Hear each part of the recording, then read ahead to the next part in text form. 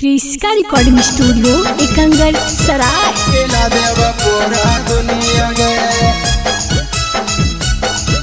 केला देव पूरा दुनिया गे।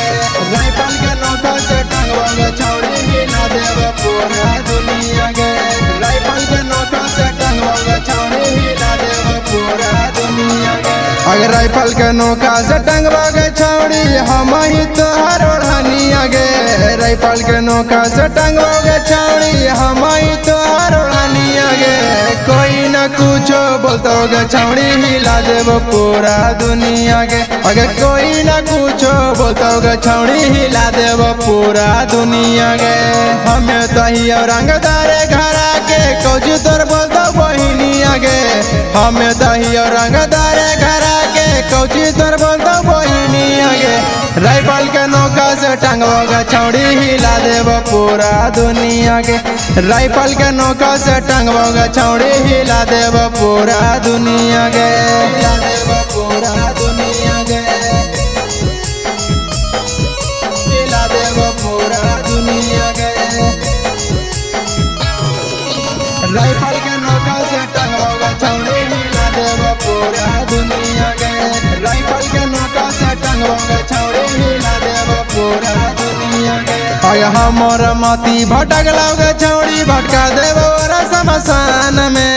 हमर माती भटक लौगे छौड़ी भटका देव शमशान में। भटका देव शमशान में। आया हमर माती भटक लौगे छौड़ी भटका देव शमशान में। हमर माती भटक लौगे छौड़ी भटका देव शमशान में। अगर तोरा पर कोई कुछो न बोलतो हमारा जिला जवार में। अगर तोरा पर कोई कुछो न बोलतो हमारा जिला जवार में। अगर जादी जो कोई बोलतो छौड़ी भटका देव शमशान में। जादी जो कोई बोलतो छौड़ी भटका देव शमशान में। यो मरद माँ गहिया गे छौड़ी मार देवो जान तोरा सामने। हियो मरद माँ गहिया गे छौड़ी मार देवो जान तोरा सामने। हिला देव पूरा दुनिया गे,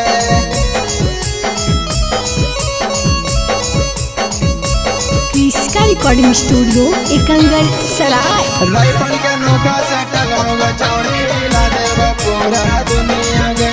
राइफल के नौका से टंगवा छौड़ी हिला देव पूरा दुनिया गे। अगर हमारा जिला में घूम के देखे ले कोई न बोलतो रानिया गे।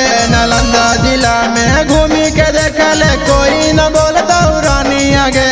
कोई न बोलतो रानिया गे। अगर हमारा जिला में घूम के देखे ले कोई न बोलतो रानिया गे। नालंदा जिला में घूम के देखे ले कोई न बोलतो रानिया गे।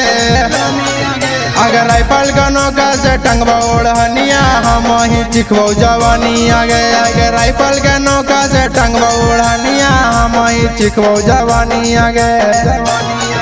अगर राइफल के नौका से टंगतो नीरजवा छौड़ी तोहर ओढ़निया गे। राइफल के नौका से टंगतो गे छौड़ी नीरजवा छौड़ा ओढ़निया गे।